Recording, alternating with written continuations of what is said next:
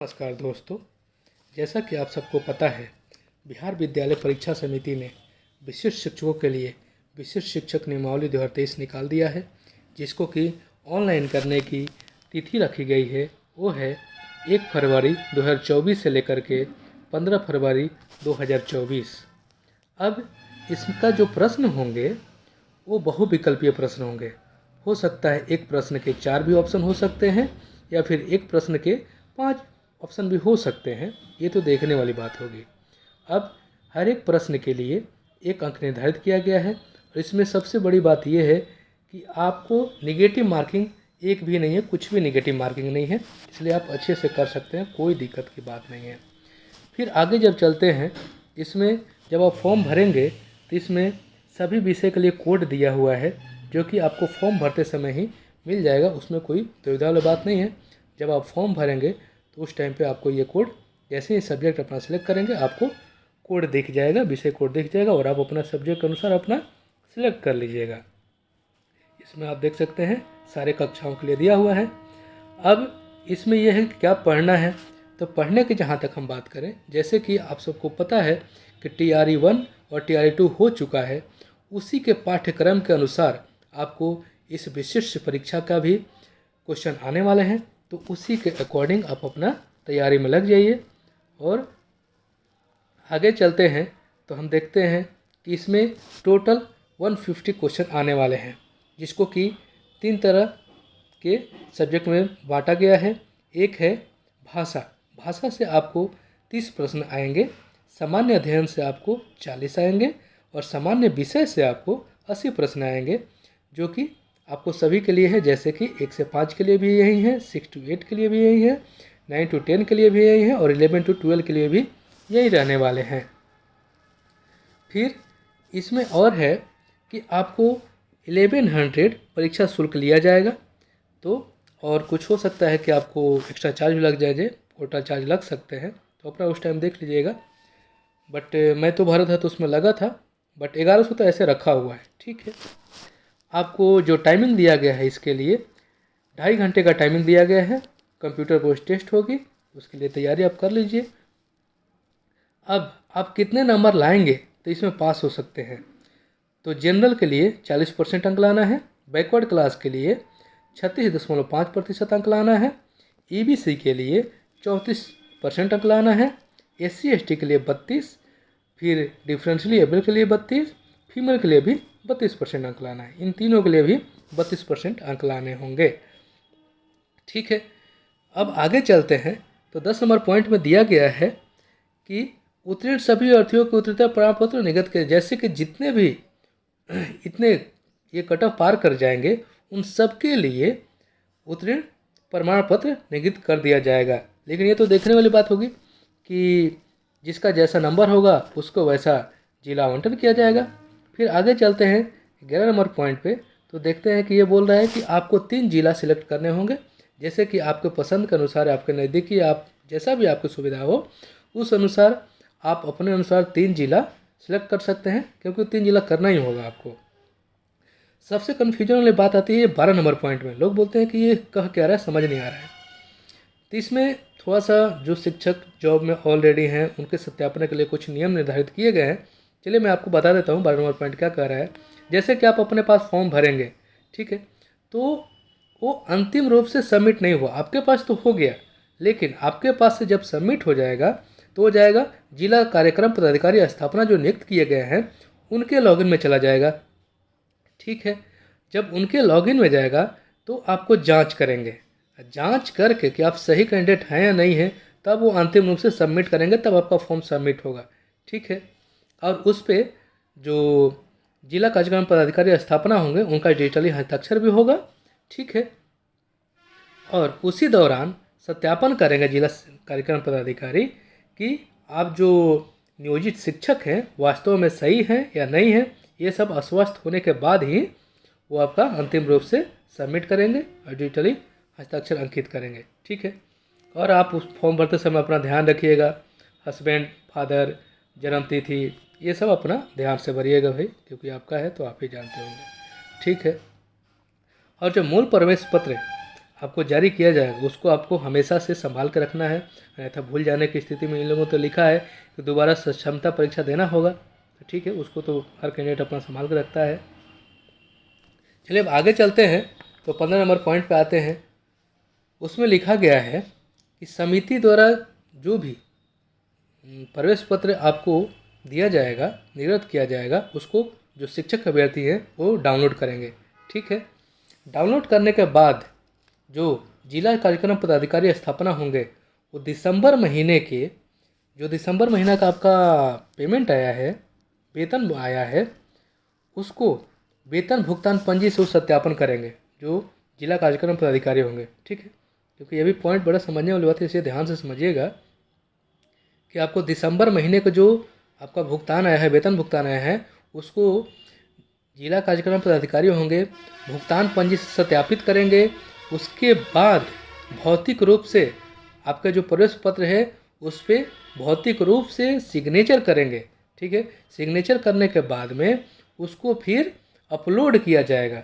ठीक है, फिर आपको आपके आधार, आपका नियुक्ति पत्र जो नियोजित शिक्षक बनते समय आपको मिला था, आधार, नियुक्ति पत्र और आपको फ़ोटो से आपका मिलान किया जाएगा।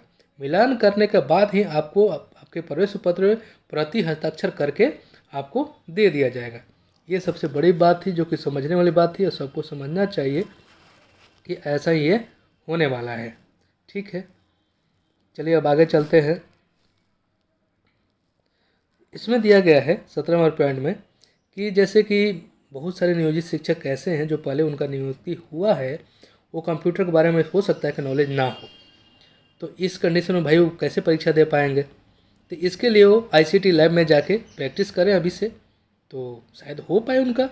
लेकिन उसमें भी ध्यान रखने वाली बात है कि अभी तो उनकी कक्षाएं चल रही होंगी 9 से 5 बजे तक, तो कब करें भाई। तो अपने नज़दीकी स्कूल में जहाँ ये सुविधा आईसीटी लैब की, वहाँ पे खुला रहेगा 5 बजे के बाद 7:30 से 9:30 तक जा करके अपना प्रैक्टिस कर सकते हैं। कहीं साइबर कैफ़े में जाकर कर सकते हैं, अपना निजी कंप्यूटर है वहाँ भी जाके आप कर सकते हैं। इसमें किसी को कोई दुविधा नहीं है, आपके लिए ही है। ठीक है, अब जैसे कि आप सक्षमता परीक्षा उत्तीर्ण हो जाते हैं, ठीक है, तो आपको विद्यालय आवंटन से पहले आपका काउंसलिंग होगा। ठीक, फिर आपका प्रमाण पत्र की जांच किया जाएगा, थंब इम्प्रेशन लिया जाएगा, आइरिस रिकॉग्निशन लिया जाएगा, फिर आपको विद्यालय आवंटन किया जाएगा। ये तो एग्ज़ाम देने के बाद की बात है, बट ये सब होने वाला है क्योंकि हम यहाँ नोटिफिकेशन देख रहे हैं। तो चलिए सब कुछ डिस्कशन कर लेते हैं अच्छे से, क्या क्या दिया हुआ है।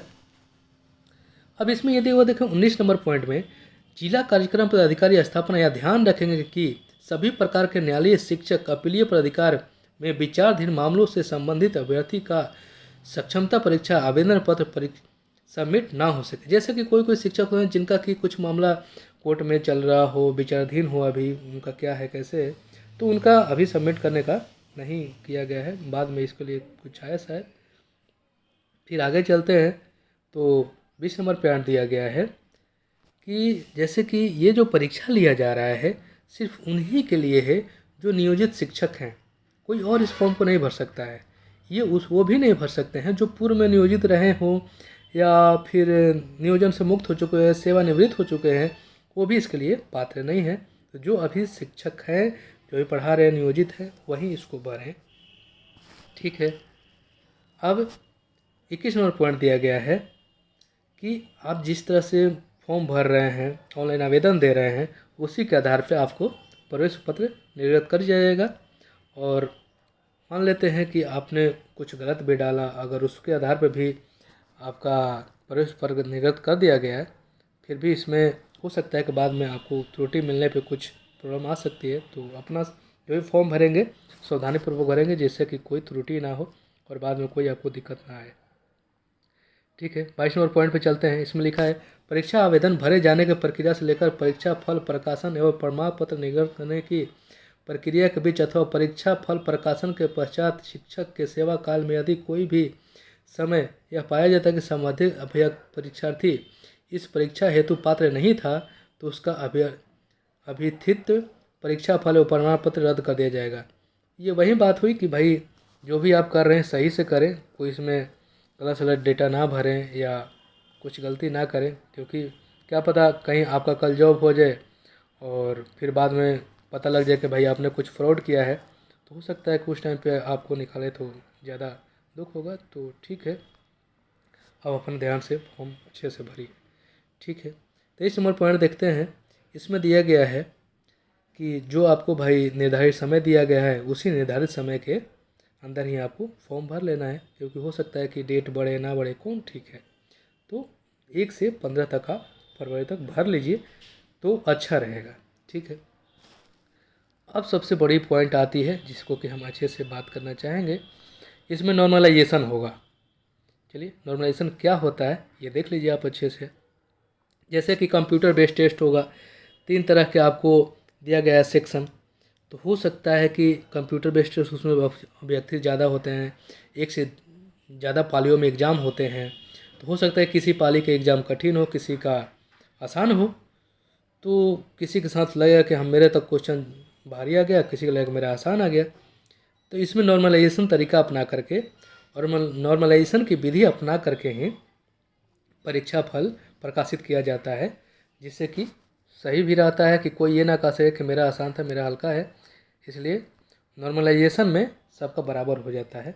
चलिए आगे देखते हैं। इसी खंड में है कि जैसे कि नॉर्मलाइजेशन की प्रक्रिया के उपरांत अभ्यर्थी का जो भी नॉर्मलाइजेशन स्कोर होगा, जैसे कि आपका जो भी मार्क आया और नॉर्मलाइज एक कैलकुलेशन होता है, उसके अनुसार जो भी आपका स्कोर होगा वही अभ्यर्थी का प्राप्तांक होगा, वही आपका प्राप्तांक हो जाएगा। ये नहीं कि जितना आपने सही किया जितना आपने गलती किया वो नहीं होगा, आपको नॉर्मलाइज किया जाएगा और नॉर्मलाइजेशन के आधार पे जितना आपका प्राप्तांक प्राप्त होगा वही आपका प्राप्तांक है।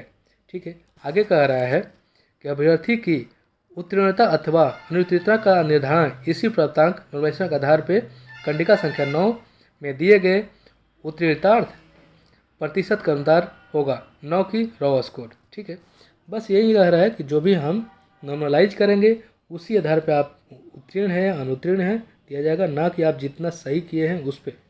ठीक है, तो इसमें ध्यान रखने वाली बात है कि आप कम से कम गलती करें, जितना ही कम गलती करेंगे उतना ही आपको ज़्यादा नॉर्मलाइजेशन मार्क्स बनते हैं।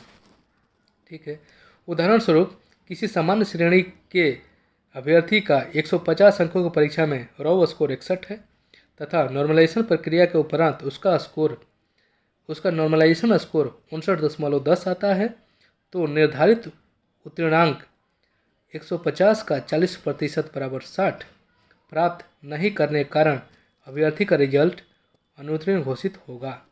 ठीक है, तो ये वही बोल रहा है कि जैसे ही कोई सामान्य श्रेणी का विद्यार्थी है, उसका 61 आता है 150 में से, तो और उसको 60 चाहिए, तो भाई इसका तो दिक्कत हो गया, तो उसको अनुत्तीर्ण घोषित कर दिया जाएगा। इसलिए मेरा तो यही कहना है कि आप कम से कम गलती करें, जिससे कि नॉर्मलाइजेशन में आपको स्कोर बढ़े, क्योंकि जो जितना कम गलती करता है उसका नॉर्मलाइजेशन जब किया जाता है तो उतना ही मार्क्स बढ़ जाता है।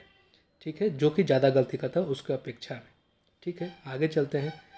यद्यपि परीक्षा के गलत उत्तर हेतु नेगेटिव मार्किंग का प्रावधान नहीं है, किंतु नॉर्मलाइजेशन की प्रक्रिया में अपेक्षाकृत अधिक प्रश्नों के गलत उत्तर दिए जाने की स्थिति में नॉर्मलाइजेशन स्कोर में ऋणात्मक प्रभाव आ सकता है।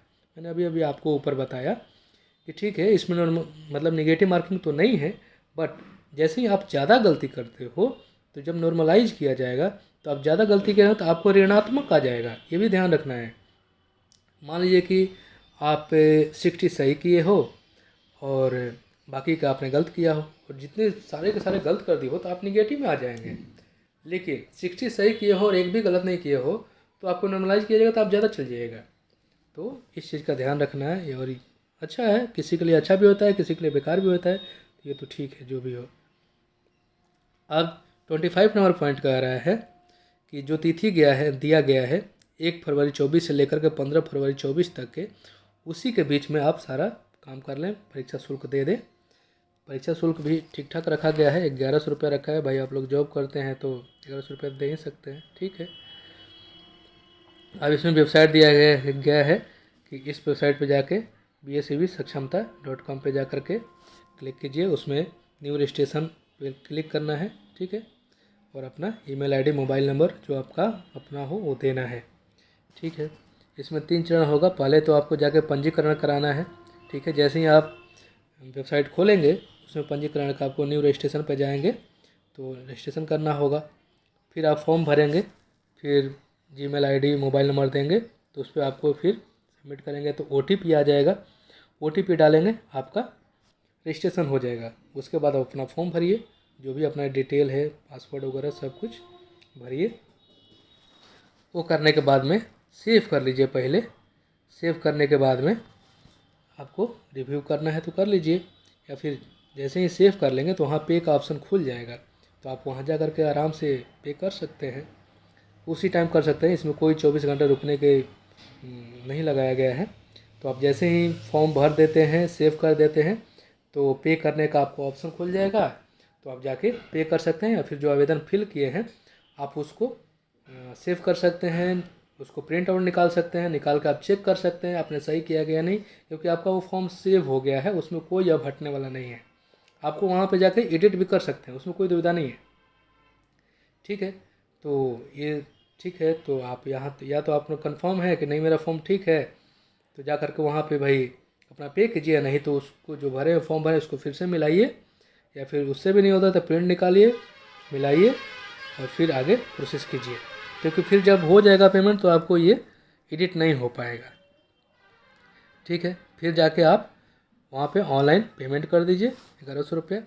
फिर आप अपना फ़ोटो वगैरह सब अपलोड करना है इसमें। तो फ़ोटो में दिया गया है कि 20 KB से लेकर के 100 KB तक आप फ़ोटो डाल सकते हैं।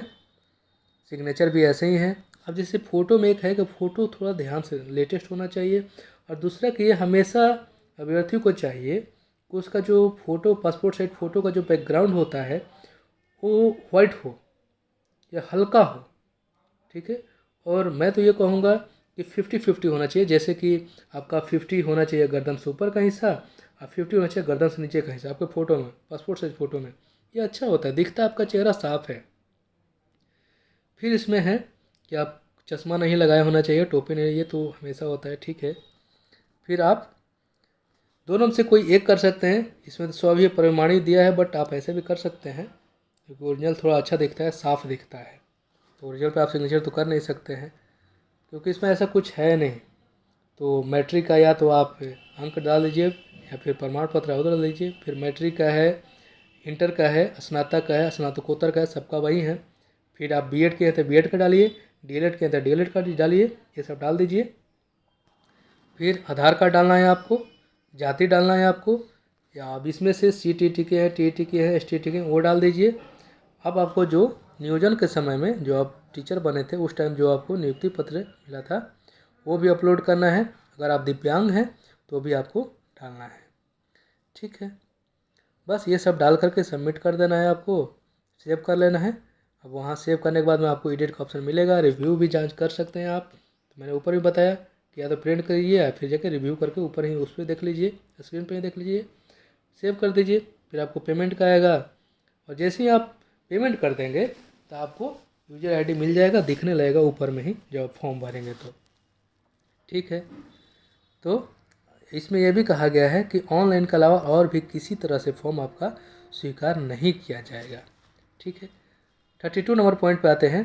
यह आवश्यक है कि ऑनलाइन परीक्षा आवेदन पत्र स्वयं के द्वारा भरा जाए। ये कह रहा है कि आप अपने से फॉर्म भरिए, बट ये तो संभव बहुत कम लग रहा है, क्योंकि बहुत लोग सक्षम नहीं होते हैं, होते भी तो भर भी लेते हैं। ठीक है, बट जो सक्षम है भरें अपने से, या किसी घर वाले को बुला के भरें, नहीं तो कहीं भी आप साइबर कैफे में जा रहे हैं तो उसके पास आप बैठें, क्योंकि आपका डिटेल आपसे अधिक कोई नहीं जानेगा।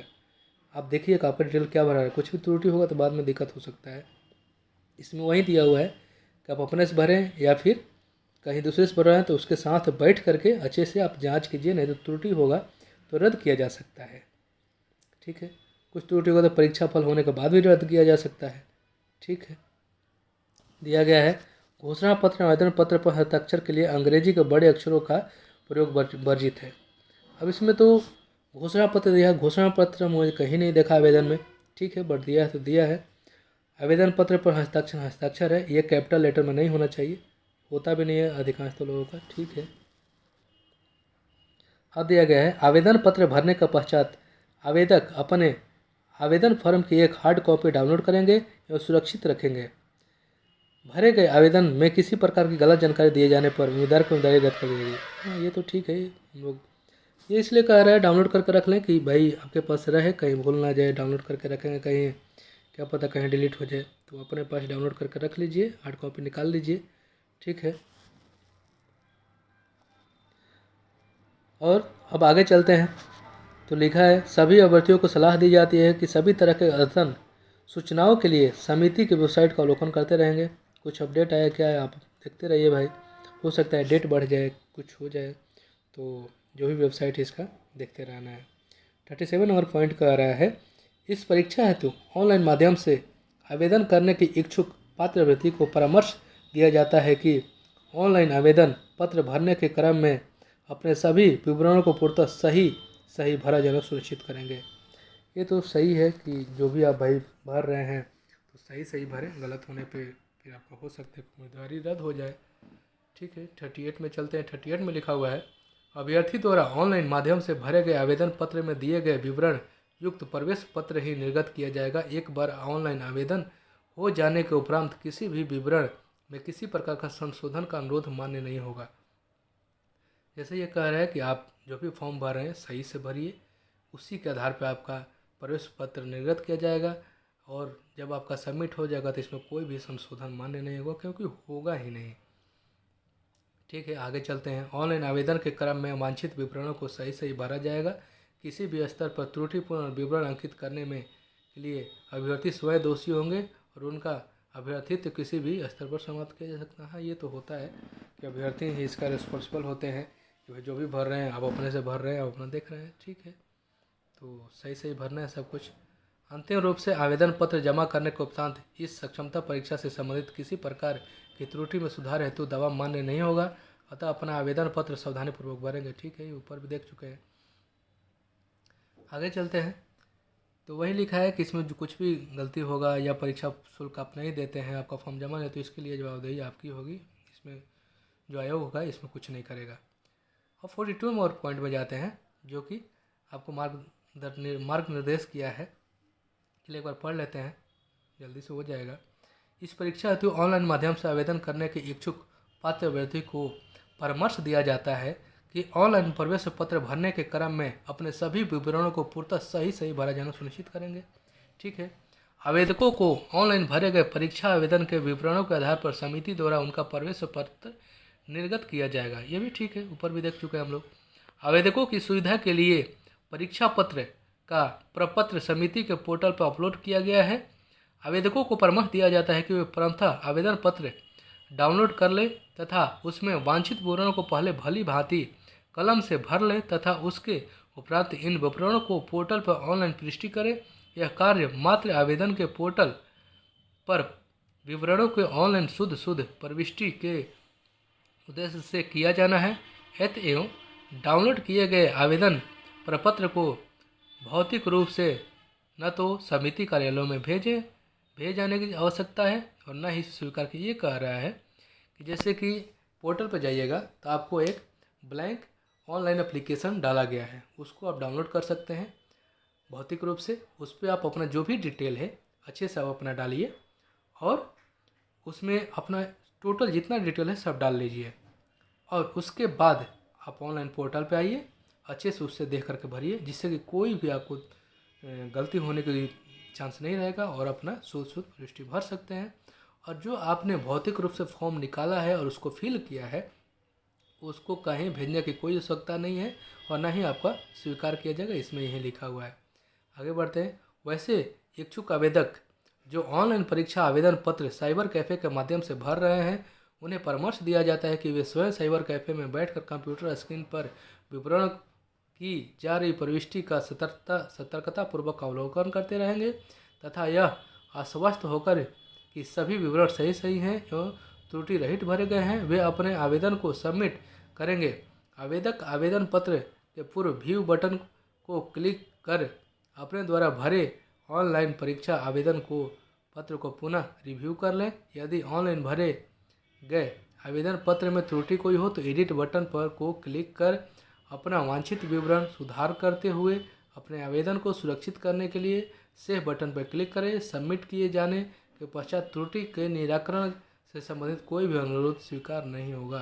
ये पहले भी हम लोग डिस्कस कर चुके हैं कि या तो अभ्यर्थी जो है अपने से अपना फॉर्म भरे, लेकिन हो सकता है किसी के पास कंप्यूटर ना हो, किसी को थोड़ा कम समझ आता है ऑनलाइन फॉर्म भरने को, तो अगर वो साइबर कैफ़े में भी जाते हैं तो साइबर कैफ़े में जो भी वहाँ आपका फॉर्म भर रहा हो उसके पास आप बैठिए, अपना डिटेल देखिए, सब सही है तभी अपना सेव करवाइए, आवेदन सबमिट करवाइए, नहीं तो रिव्यू कीजिए, एडिट पे जाइए, अपना जो भी गलती हो उसमें सुधार कीजिए, तत्पश्चात से उसको सेव करके और सबमिट करने की ज़रूरत है, नहीं तो आपका गलत हो जाएगा।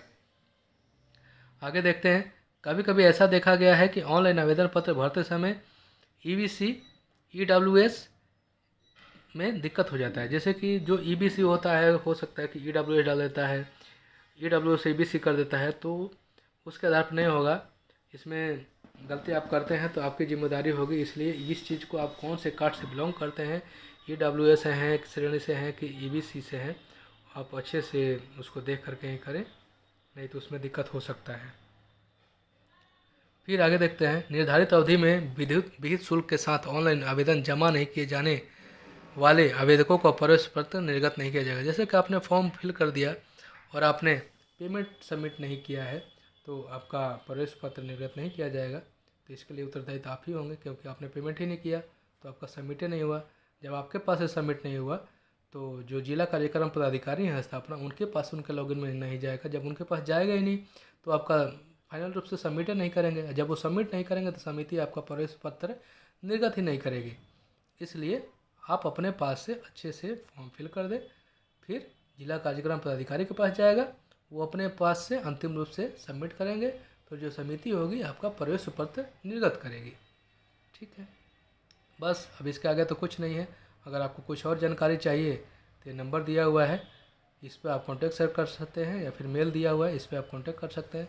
बस इस वीडियो में तो यही है, और यहीं पे सारा आपका जितना भी नोटिफिकेशन है आपका सक्षमता परीक्षा का आपका टोटल मिल जाता है।